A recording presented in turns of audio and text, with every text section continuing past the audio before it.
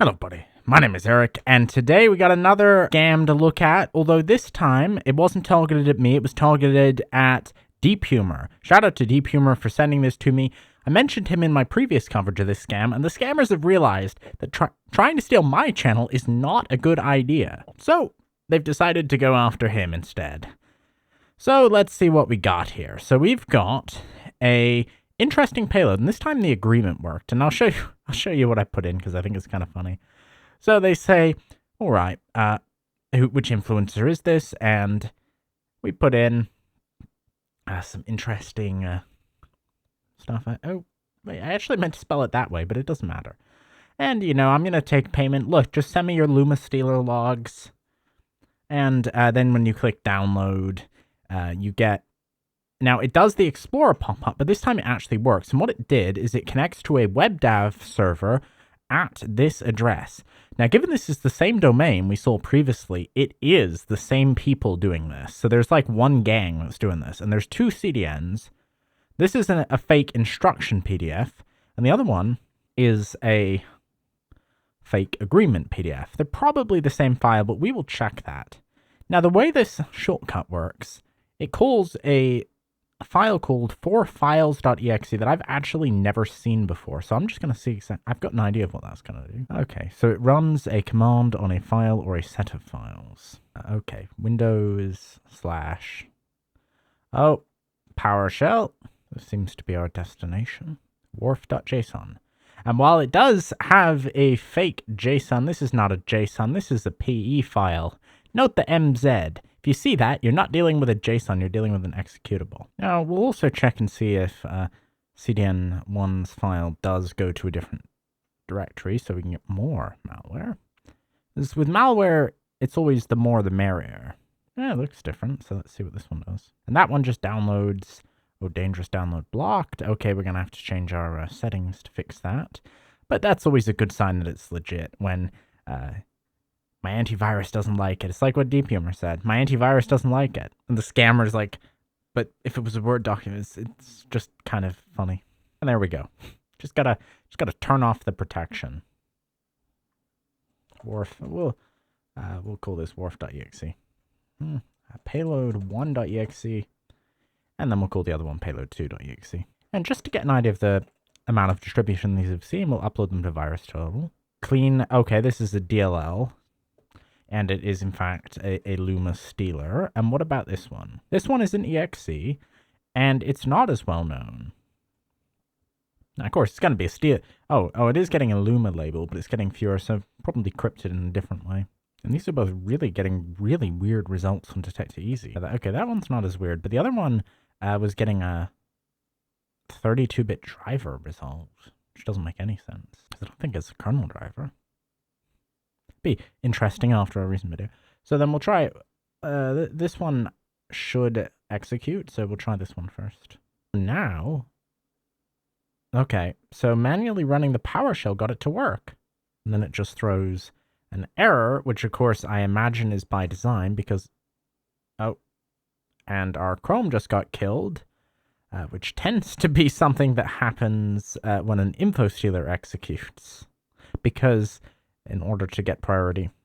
Okay, so that's regex. So it's probably searches a specific entry point. So that's an additional step to make it harder to figure out what we've really got.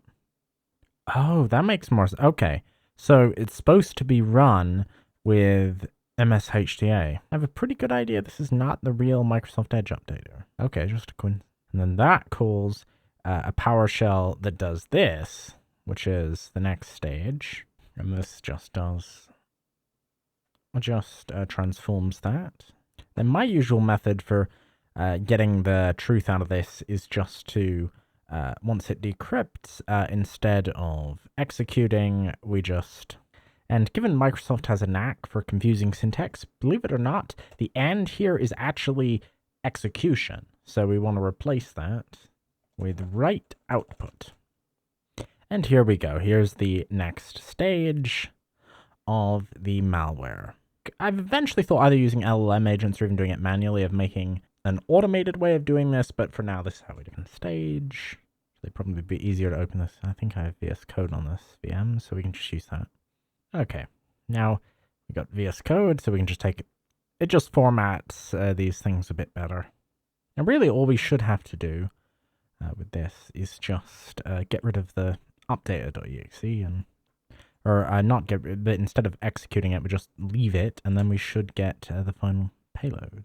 Let's see if any of these stages have ever been uploaded to VirusTotal before. It's kind of like my fun is I like to upload different stages I extract from malware and see has anyone done this before. I'm gonna guess, given this 4 days ago, probably the malware author themselves did this. Okay, but it's encrypted, so there's not going to be anything, like it wouldn't, only reason to put a detection on it would be so that it would stop the malware in progress. There's no actual, oh, this one. Oh, I've seen this pattern before, so this is going to be, this is the auto-it script. So this is that loader, okay. Yeah, so all we got to do is get rid of that, and let's just print these two out. Seems the beautification I did, it didn't like that very much, so we'll just leave you as you are. So it sets that, so it dumps that there, and then let's see what you're doing here. Yeah, this one's just taking a second. But yeah, so then this is an auto-it script. Not sure if it gets compiled, but just opening code just to see.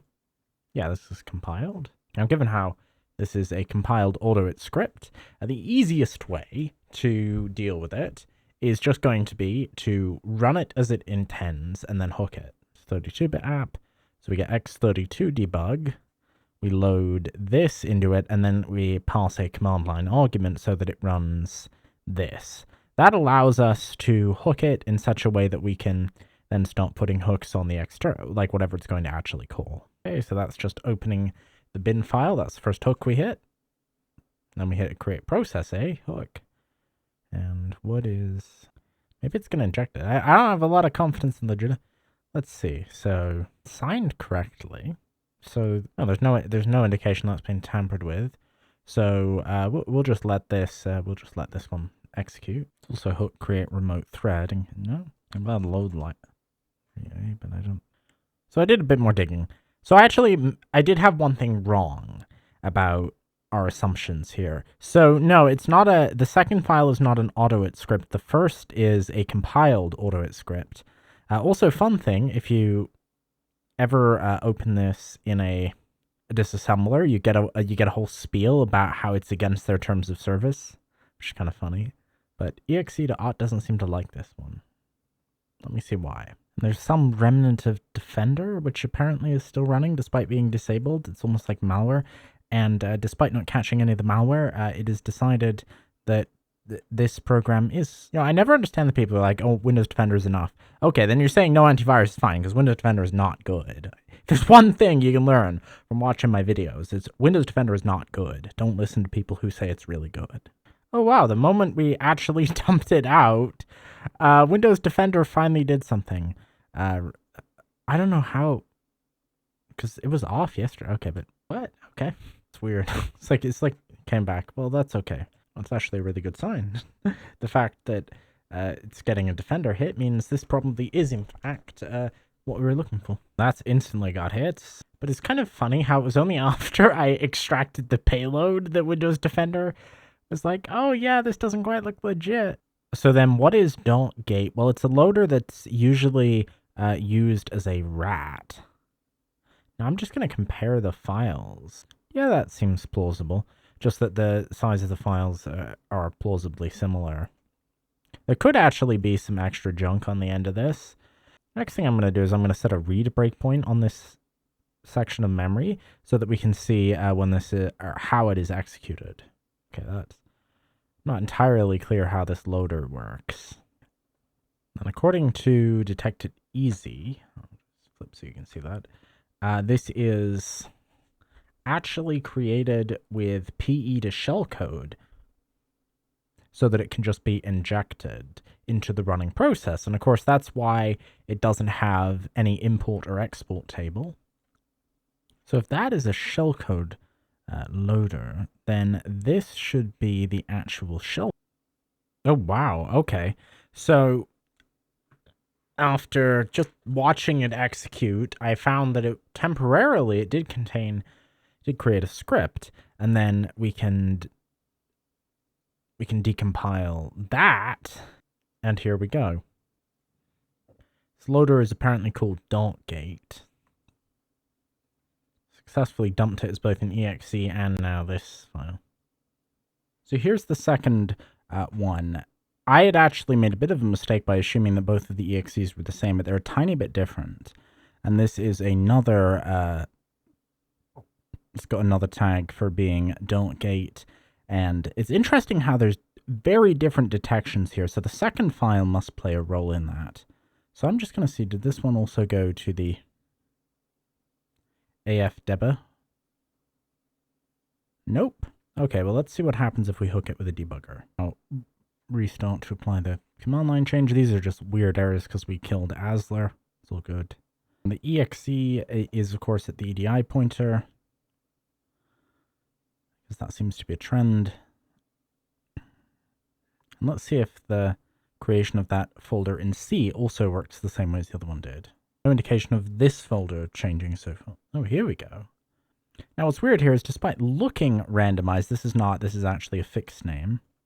Oh, and it looks like we've got something, and that should give us a payload to underscore restore. This is the actual script. Now I'm just going to take a look and see how similar this looks to the other one. Okay, so the auto-it script looks to be very similar. That's the key. So let's see what's at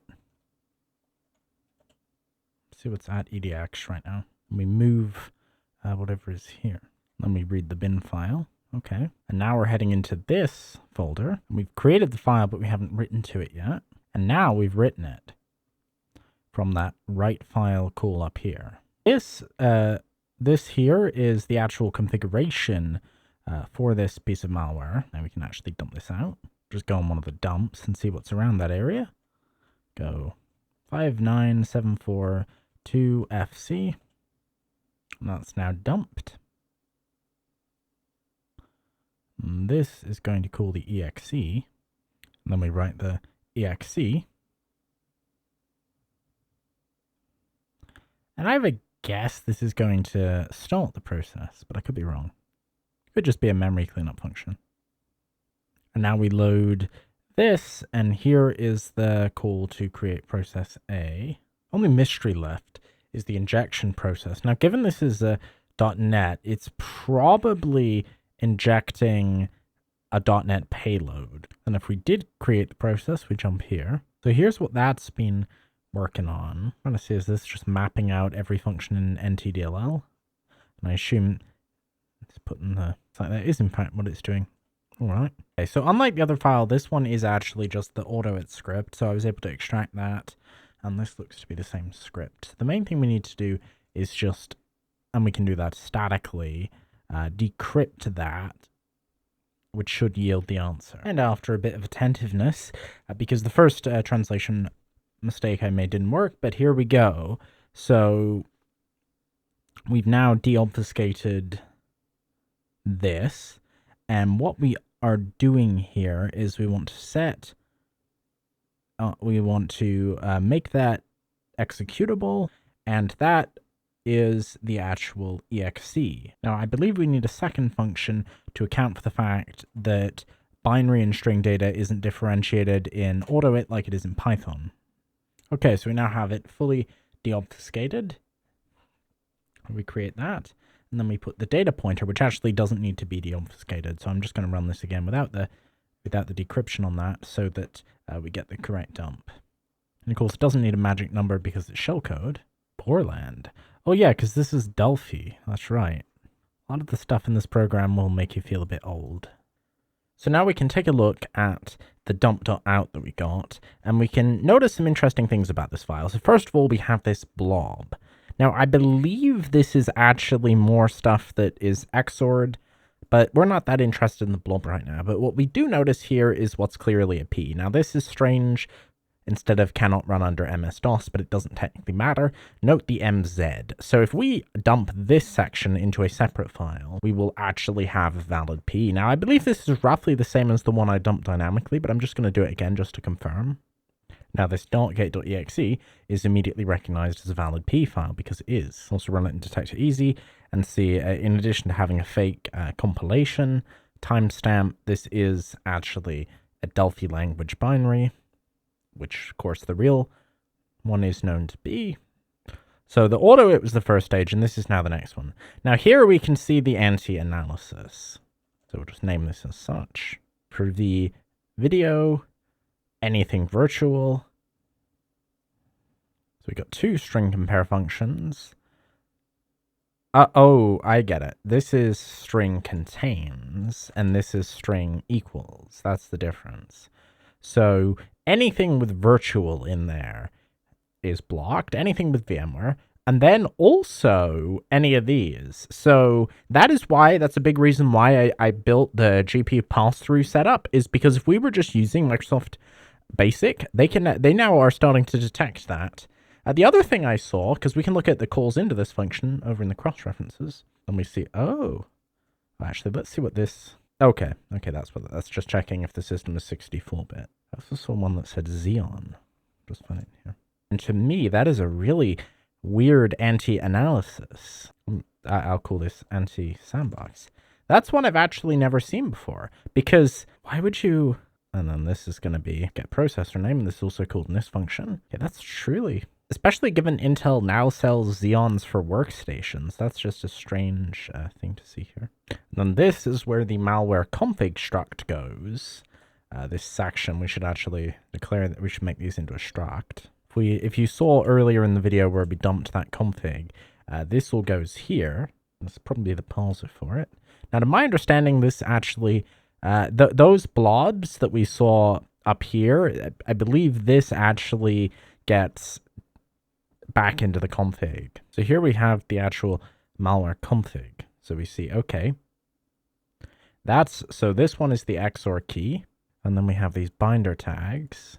Let's look at the process injection, because that was the real mystery of this code, is how was that working? Here we go.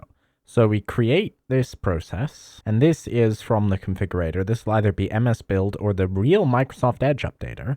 So we create the process, and let's just check this is the success condition. Yep, so if we create the process, this is checking the exception list. So then we hit this. And this one, ultimately, this traces into NTDLL. It's going to be a bit tricky to trace just because of the fact that this is a piece of shellcode that would be within a launcher, but we can be pretty confident in that just looking at what's passed into this. You also get a nice message if you try to execute this manually. I assume that's aimed at analysts because the victim's not going to be able to do that. I was also able to find out from a analyst by Trellix the configuration meaning, but these don't totally match. So this is minimum RAM. This is the key. The numbers don't match, but I am just going off of what they look like. Oh, so Xeon is an option. That kind of makes sense. So we can dump the final payload if this is the final payload just by hooking this. Yeah, that doesn't look like that would normally be a part of msbuild.exe. Oh, and the fake PDF site now has a suspected phishing. So that's good. So Cloudflare is at least doing something to try and stem this a bit. And what's in here appears to be an info stealer, given I caught a string that's dealing with something called a Libao browser. Just looking at the strings in here, it's pretty, oh, wrong. The 32-bit one. So it's pretty obvious, and I just dumped the memory. This is not going to be a very good dump, but it will get the job done.